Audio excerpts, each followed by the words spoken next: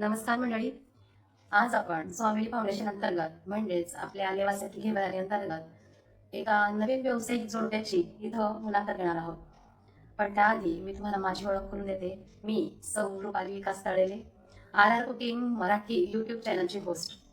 तर असो आपली भेट होत राहते, रेसिपी दरम्यान आपली चर्चा होत राहते. पण आज एक नवीन व्यावसायिकाची आपल्याला ओळख करून घ्यायची आहे आणि हे व्यावसायिक जोडपे म्हणजे श्री भूषण कोल्हे व सौ गौरवी कोल्हे. तर हे जोडपे एका नवीन व्यवसायात उतरले आहेत.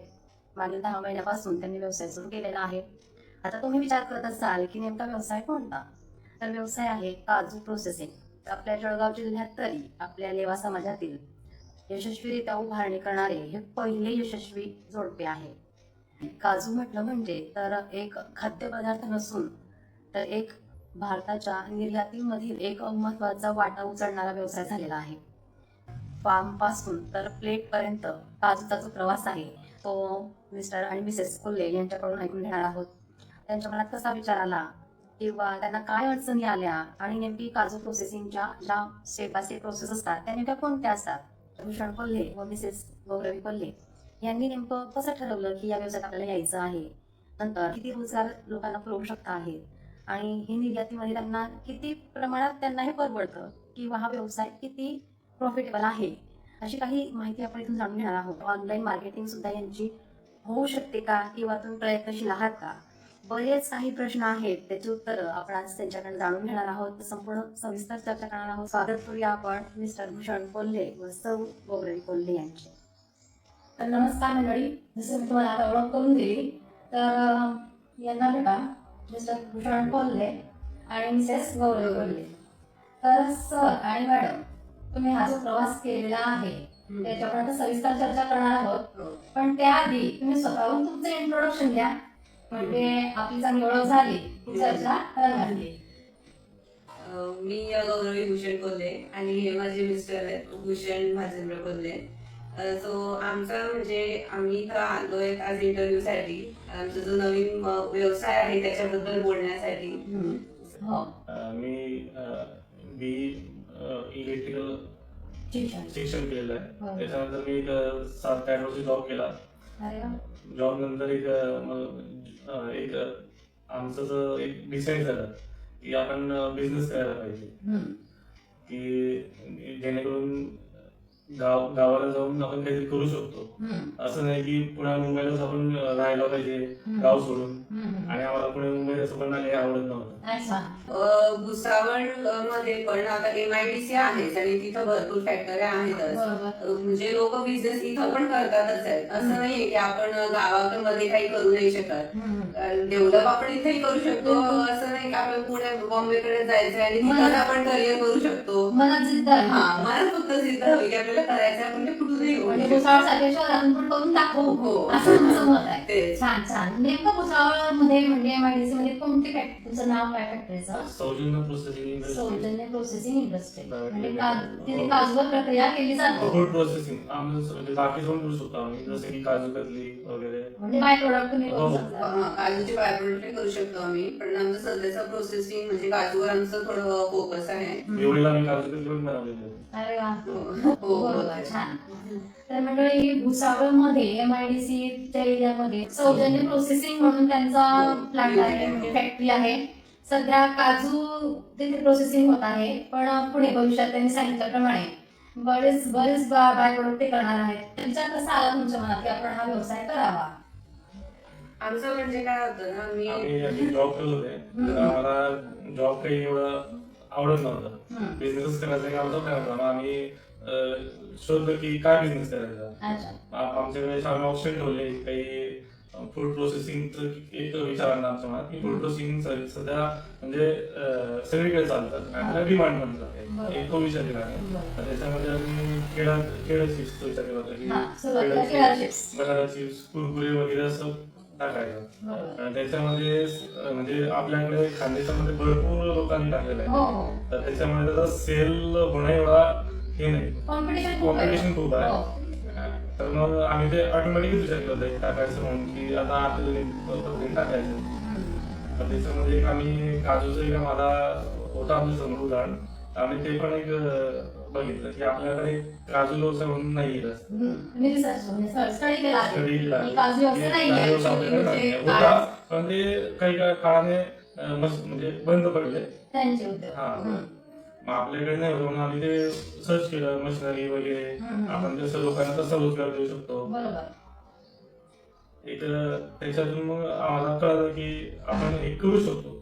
होईल आपल्याकडे. आपल्याकडनं होईल आणि आपण आपल्याकडे बनवू शकतो. म्हणजे असं नाही की कोकणवाले किंवा गोवाले ते करू शकतात. आपण पण आपल्याकडे अशी पद्धत आहे की प्रत्येकाने एक शिक्षण करायचं, इंजिनियर व्हायचं आणि पुन्हा मुंबईला जायचं आणि सेटल Settle व्हायचं. व्हायचं. आपण पण तेच गावावर राहून सुद्धा ते करू शकतो आपण. बरोबर बरोबर. असं तुमचं म्हणणं आहे. ते कसं आमचं म्हणणं आहे. आणि जास्त नाही, काजू व्यवसाय सिलेक्ट करण्यासाठी आम्हाला थोडं म्हणजे एक फेवरेबल याच्यासाठी होतं, कारण माझी आई जी होती आधी म्हणजे 20 वर्ष आधी ते घरातल्या घरात काजू उद्योग त्यांचा होता. छोटी मशीन होती म्हणजे अच्छा, अच्छा. ते 60 किलोच करत होती. तरी बरंच आहे ना, म्हणजे 20 वर्षापूर्वी सुरुवात झालेली आहे. घरातल्या घरात. पण ते कसं ना आम्हाला थोडी आयडिया होती त्याच्याबद्दल. छान छान. मग आम्ही असा विचार केला की आपण बाकी फील्ड मध्ये जाण्यापेक्षा आणि आपल्या भुसावळमध्ये अजून नाहीये ते तेवढं ऑटोमॅटिझेशनही नाहीये. आधी मे बी होतं, पण आता अजून तर आतापर्यंत MIDC मध्ये फॅक्टरी नाहीये भुसावळमध्ये. भुसावळमध्ये नाही. हा. जळगावलाही कोणी प्रयत्न केला होता. हो, एरंडोल मध्ये कडे आहे, जळगाव साईडला आहे, पण अजून ते एवढं नाही चालू आहे त्यांचं पण. अच्छा अच्छा. अजून प्रोसेसिंग आहे सर्वांची. पण कसं ना आपण त्याच्या फॅमिलीमध्ये होतो, थोडे माहिती आधीपासून होती त्याबद्दल, म्हणजे आम्हाला छान सुरुवात वाटलं. करायला हा, मार्गदर्शन होतं तुम्हाला. मार्गदर्शन भरून होतं आणि मग नंतर आम्ही पण स्वतः सर्च केला थोडा की आपण कसं ते एक्सपांड करू शकतो. आणि आपल्याला छोट्याने आपल्याला आधी म्हणजे आधीचीच मेंटॅलिटी होती की आपल्याला मोठंच करायचं आहे. बरोबर. म्हणजे जशी माझ्या मम्मीने 60 किलो पासून सुरुवात केली होती ना, मला 1 टनाची कपॅसिटी ठेवायची होती. छान छान. म्हणजे तुम्हाला या व्यवसायात चांगल्यापैकी उभं हा, राहायचं आहे अशी म्हणजे इच्छा झाली. करायचं होतं. बरोबर. कारण जॉब करायची इच्छा दोघांची नव्हती. दोघांनी जॉब करून बघितला. तुम्ही दोघं मुंबईला आधी जॉब होते. हो, कल्याणला होतो आम्ही. अरे वा. हा, म्हणजे मनामध्ये व्यवसायाचीच आधी तळमळ होती. हो, मग आधी तुम्ही व्यवसायात उतरले. हा. चांगलं. मेन म्हणजे काय ना, आमच्या घरच्यांचा खूप सपोर्ट होता आम्हाला. म्हणून ते बोलले की ठीक आहे, तुम्ही बॉम्बेवरून इथं येतोय असं विचारही जर केला तर घरच्यांनाही टेन्शन येतच की बाबा हे व्यवसाय करण्यासाठी अचानक येत आहे सर्व सोडून. पण मग घरच्यांनी म्हटलं आम्हाला की नाही, तुम्हाला जे करायचंय करा दोघेही. म्हणजे माझे घरचे आणि माझे सासरकडचे फॅमिली सपोर्ट चांगला मिळाला. चांगला सपोर्ट होता. ही जी काजू प्रक्रिया आहे ही नेमकी कशी असते? तुम्ही रॉ मटेरियल कुठून आणतात किंवा जे वेस्टर्न होतं काजू व्यवस्थित तयार झाल्यानंतर त्याचा काय उपयोग होतो किंवा त्याचा काय नाही का उपयोग विकलं जातं का ते? हो, आता सुरुवातीला मला प्रोसेसिंग सांगतो. आम्ही जे रॉ मटेरियल आहे ते आपल्याकडे बोलवतो आणि त्याला रॉ मटेरियलला ग्रेडिंग करतो. त्याला ग्रेडिंग करून त्याला डिश बनवून त्याच्यामध्ये एक बारीक छोटे खळे वगैरे असतात ते काढतात आणि कुकिंग करावं लागतं. म्हणजे बॉइलिंग केलं त्याच्यानंतर त्याला काही एक 17-18 तास सुकवावं लागतं. त्याच्यानंतर त्याला आपण कटिंगला घेतो. कटिंगला घेऊन त्या जे जो काजूचा गर असतो, काजू आणि वरती शेड असतो, त्याला वेगळं करण्यासाठी आपल्याला कटिंग लाईन मध्ये सेपरेट सेपरेट करतो त्याला. आणि काजू सेपरेट झाल्यानंतर त्याला आपण ड्राईंग करतो. ड्रायर मध्ये एक 8 ते 10 तास काजूनुसार आपल्याला ड्रायर मधून त्याला आपल्याला ह्युमिडिफायर टाकावं लागतं. ह्युमिडिफायर मध्ये पण एक 5 ते 6 तास ठेवावं लागतं. त्याच्यानंतर आपण दुसऱ्या दिवशी मग ते पिलिंगला घेतो. पिलिंगला घेतल्यानंतर पिलिंग मध्ये आपण त्याला जे वरती सायटस लावलेलं असतं ते आपण रिमूव्ह करतो त्याचं पिलिंग मध्ये. आणि नंतर मग ग्रेडिंग करतो. लेडीज असतात ते ग्रेडिंग करतात. म्हणजे रोजगार मिळतोय समजा. हो, किती लेडीज आहे तुमच्याकडे? एक 15 ते 20 वर्क करतात. अच्छा. प्रत्येक मशिनरीचा व्यक्ती पकडून हो, म्हणजे मशिनरीवर तुम्हाला माणूस ठेवावा लागत असेल. मशिनरीवरती माणूस असतो आणि निवडण्यासाठी लेडीज असतात. अच्छा. कारण मोस्ट ऑफ द काम हे निवडायचं जास्त राहतं, सॉर्टिंग करायचं. मग त्याच्यासाठी आम्हाला बाहेर जास्त लागतात. माणसांचं थोडं कमी काम असतं. जे हेवी वर्क जे असतं, जे माल न्यायचं आणायचं वगैरे, मग ते सगळं माणसांचं असतं. किती प्रकारचे काजू म्हणजे तुमच्याकडे तयार होतात? म्हणजे त्याचं काही लेवल असेल ना, समजा काजूमध्ये भरपूर प्रकार आहेत. जसं की बल्स मध्ये काजूमध्ये ग्रेडिंग असतात. एक 400, 320, 240, 180, 150 आणि मग पापडीमध्ये सुद्धा असतात. जे जे म्हणजे जंबो तुकडा, मग आपला के असतो, HW, HWP, त्याच्यानुसार ते पॅकेजिंग होत असेल आणि विक्री होत असेल. DW, KW. आणि मोस्टली तुम्ही जो रॉ मटेरियल तो कुठून मागवता? ते सीझन नुसार मिळतं. मार्चच्या नंतर कोकणकडचं क्रॉप मिळतं आणि ते आपल्याला स्टोर करावं लागतं ना. मग एप्रिल, मे, जून, जुलै, मग बेरिंगचं पण येतं आणि आपल्याकडचं पण असतं. त्याच्यानंतर दिवाळीनंतर तांझानियाचं सुद्धा येतं, बाहेर देशातली मागवता. कारण काय असतं ना, आपल्या कोकणामध्ये आपल्याला 12 महिने मटेरियल हे अवेलेबल होत नाही. तिथं क्रॉप फक्त म्हणजे मार्च नंतर जे 2-3 महिने असतात ते कोकणातलं क्रॉप भेटतात. वर्षभर मिळण्यासाठी बाहेरून मागवावं लागतं. बाहेरूनही मागवावं लागतं. चांगलं. आणि समजा आता ही आयात झाली, प्रोसेसिंग झाली, आता तुम्ही असं माल बनवता तो नेमका निर्यात कुठे कुठे होतो तुमचा तरी? आम्ही सुरुवात तर मार्केटपासून केली होती. नाही, माझं म्हणणं आहे की तुम्ही आता जो पॅकेजिंग करतात आणि तो निर्यात करतात नेमकं भारतात की भारताच्या बाहेर सध्या इंडियामध्येच होतं. नागपूर, मुंबई. अच्छा, ते तुमचे होलसेलर आहे, रेग्युलर डीलर आहेत त्यांच्याकडे. अजून बाहेर आम्ही तो प्लॅनिंग केली नाहीये, पण आम्हाला करायची आहे ती. होईल ना, हळूहळू बरीच छान सुरुवात आहे तुमची. मागील 10 महिन्यामध्ये बरीच प्रोग्रेस आहे तुमची. कारण आम्ही स्वतः व्हिजिट केलेली आहे, खूप छान मशिनरी वर्क सगळं पाहिलं आम्ही. आणि असा आहे व्यवसाय यांचा की नक्कीच प्रगती करेल.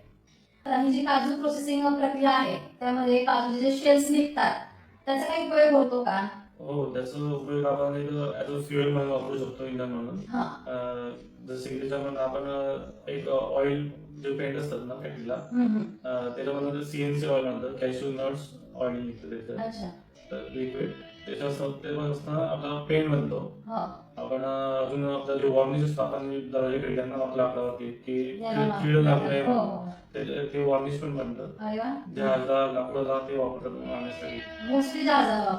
हा, म्हणजे जिथं जे आपल्याला कीड लागायची नाही ते वॉर्निश बनतं, त्याच्यावर यूज होतो. अजून बरेचसे फायदे त्याचे. म्हणजे ते वेस्ट काहीच नसतं. आणि त्याच्यानंतर सुद्धा वेस्ट नंतर सुद्धा त्याचे केक बनतात. ऑइल काढून सुद्धा त्याचे केक बनतात जाळण्यासाठी.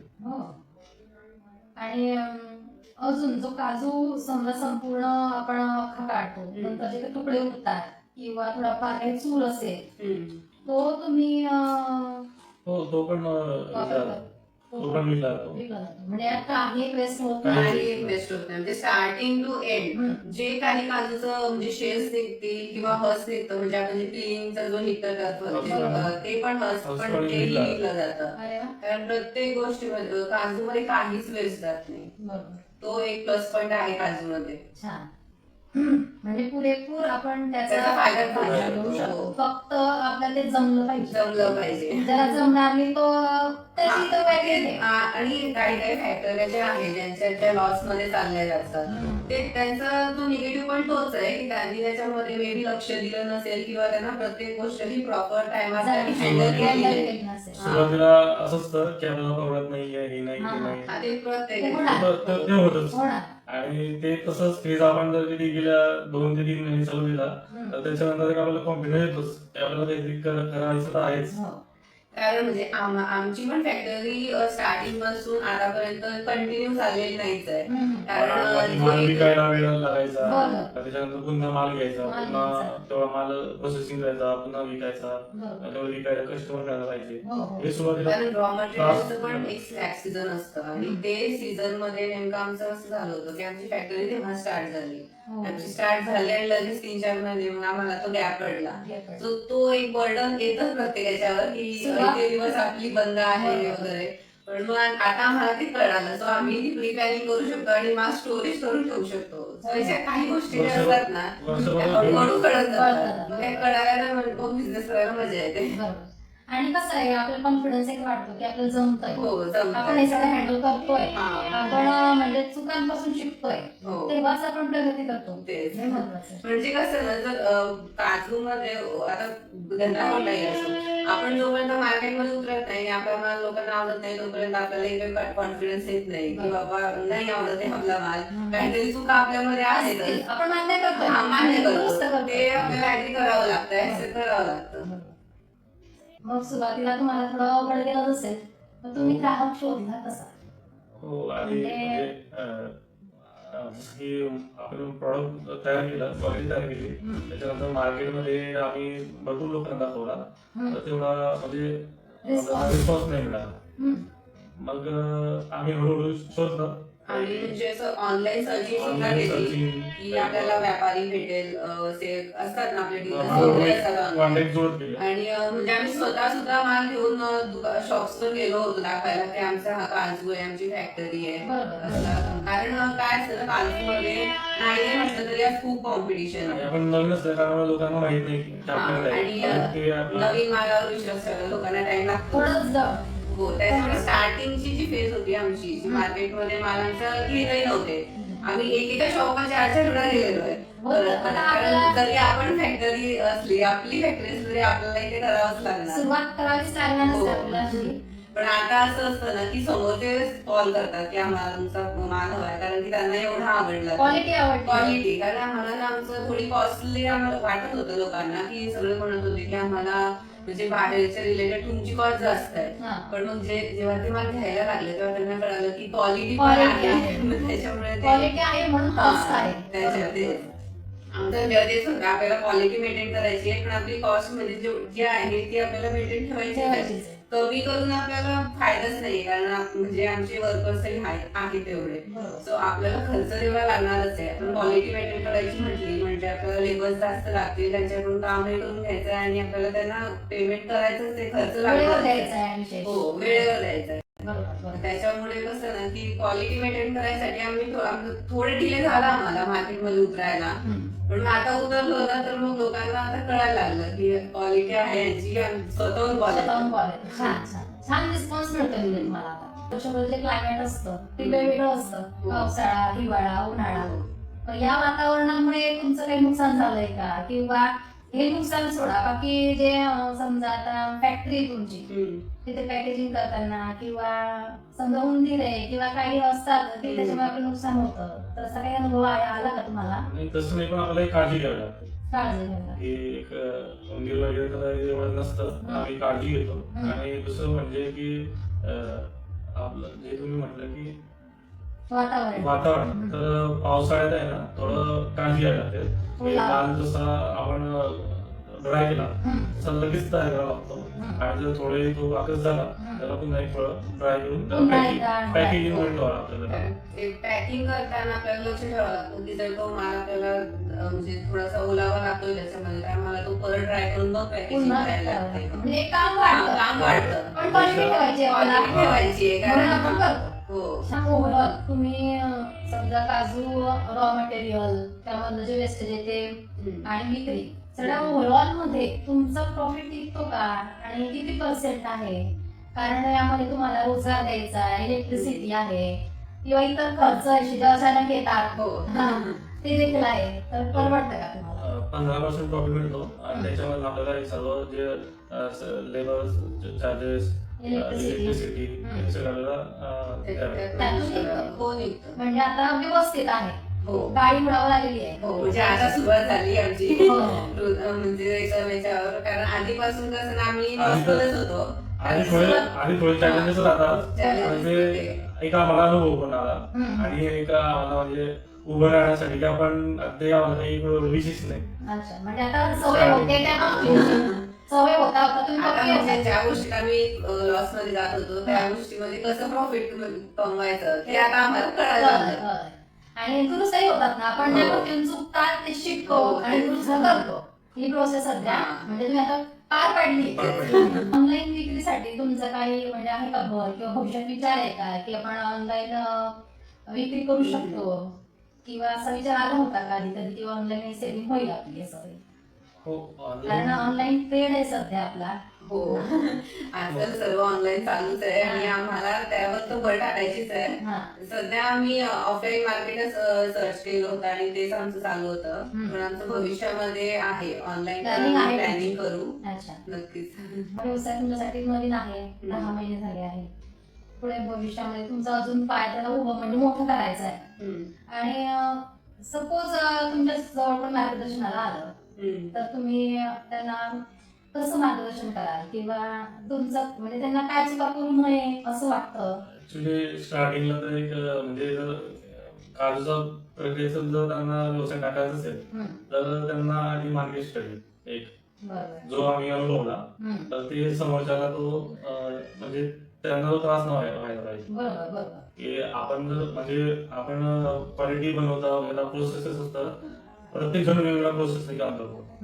आपल्याला आपली स्वतःची प्रोसेस बनवावी लागते. कोण कशी प्रोसेस करतो त्यांचं बघून आपण कॉपी नाही करू शकत. एक आपल्यालाच म्हणजे आपण जरी त्यात कुठे नुकसान होत आहे आपण याच्याविषयी काय चांगलं करू शकतो हे आपल्याला आपलं स्वतः म्हणजे आपल्याला करावं लागतं. वैयक्तिकरित्या त्यांना handle आपल्याला करायचं एक आपलं सेट करावं लागतं की आपलं प्रोडक्शन असं करायचं आहे आणि त्याच्यामध्ये काही change असेल तर आपल्याला सेट करावं लागतं. कोणी कितीही सांगितलं की मार्केटमध्ये तुम्ही असं जा, याच्याशी अशी डील करा, नाही होत. जोपर्यंत आपण स्वतः त्याच्यात नाही उतरणार ना तोपर्यंत नाही. कारण आमच्याकडनं ही चुकी झाली. आम्ही बिझनेस मध्ये आलो आणि आम्ही मार्केटमध्ये एवढं जास्त आम्ही म्हणजे केलंच नाही, फोकस केला नाही. कारण आम्हाला असं वाटलं की ठीक आहे बाबा प्रोसेसिंग थोडी टफ आहे, आपण मार्केट करू शकतो, मार्केट आहे आपल्याजवळ. तर प्रोसेसिंग म्हणजे एक माणूस शिकून जाऊ शकतो, ती काही एवढी म्हणजे हार्ड आहे म्हणजे ते शिकता येण्यासारखी. पण मार्केटमध्ये उतरणं आणि एवढ्या कॉम्पिटिशन मध्ये आपला मटेरियल त्यांना म्हणजे समोर ठेवणं हे खूप तोच टार्गेट मिळेल. आणि हे वैयक्तिक आहे प्रत्येकाचं. आपल्याकडे जेवढी कॅपॅसिटी आपण तेवढं कोणाने लावू शकतो आणि हे करू शकतो. समोरची काय काय करणार. ऍक्च्युली काजूला भरपूर प्रक्रिया असते स्टार्ट पासून एंडिंग पर्यंत.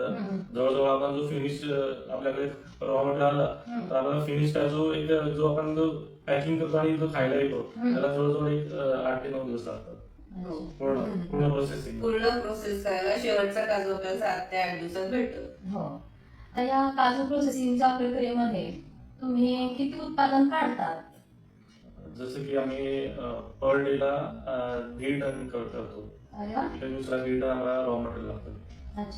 जसं की आम्ही आपल्याकडे एक नॉर्मल असं होतं की आम्ही एक सर्वे केला होता की सर्वांकडे ऑटोमॅटिक मशीन नव्हती.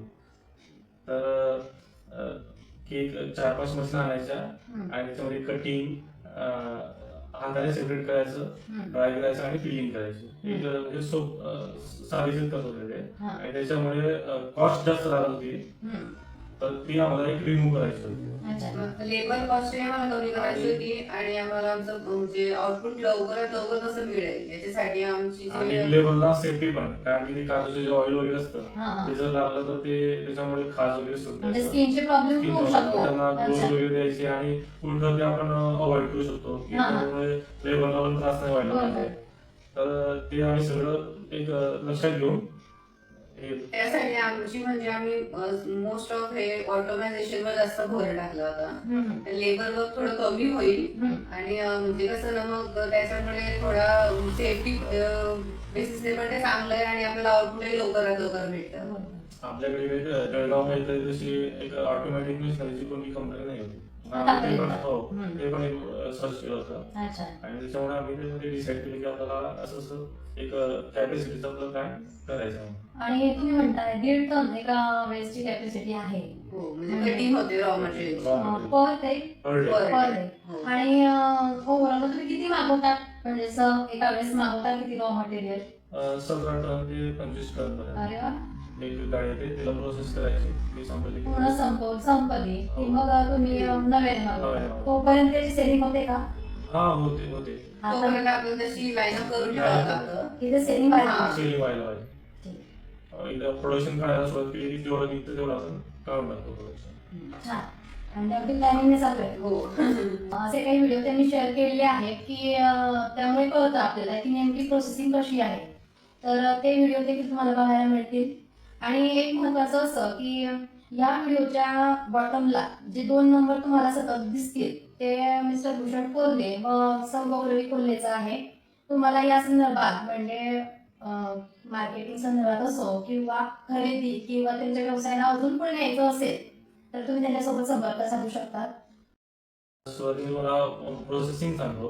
आम्ही जे रॉ मटेरियल आहे ते आपल्याकडे बोलवतो आणि त्याला रॉ मटेरियलला ग्रेडिंग करतो. त्याला ग्रेडिंग करून त्याला डिश बनवून त्याच्यामध्ये एक बारीक छोटे खडे वगैरे असतात ते काढतात आणि कुकिंग करावं लागतं. म्हणजे बॉइलिंग केलं त्याच्यानंतर त्याला काही एक 17-18 तास सुकवावं लागतं. अच्छा. त्याच्यानंतर त्याला आपण कटिंगला घेतो. कटिंगला घेऊन जे जो काजूचा गर असतो, काजू आणि वरती शेल असतो, त्याला वेगळं करण्यासाठी आपल्याला कटिंग लाईन मध्ये सेपरेट सेपरेट करतो आपण त्याला. आणि काजू सेपरेट झाल्यानंतर आपण ड्रायिंग करतो. ड्रायर मध्ये 8 ते 10 तास काजूनुसार आपल्याला ड्रायर म्हणून त्याला आपल्याला ह्युमिडिफायर टाकावं लागतं. ह्युमिडिफायर मध्ये पण एक 5 ते 7 तास ठेवावं लागतं. त्याच्यानंतर आपण दुसऱ्या दिवशी मग ते पिलिंगला घेतो. पिलिंगला घेतल्यानंतर पिलिंग मध्ये आपण त्याला जे वरती साठस्तर लागलेलं असतं ते आपण रिमूव्ह करतो त्याचं पिलिंग मध्ये. आणि नंतर मग ग्रेडिंग करतो. लेडीज जे असतात ते ग्रेडिंग करतात. म्हणजे रोजगार मिळतोय समजा. हो, किती लेडीज आहे तुमच्याकडे?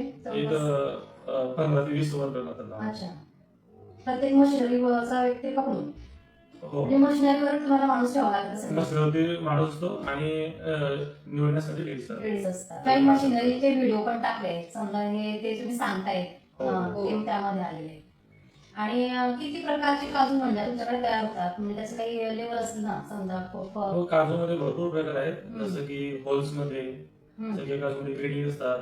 एक 400, 320, 240, 180, 150 आणि मग पापडीमध्ये सुद्धा असतात.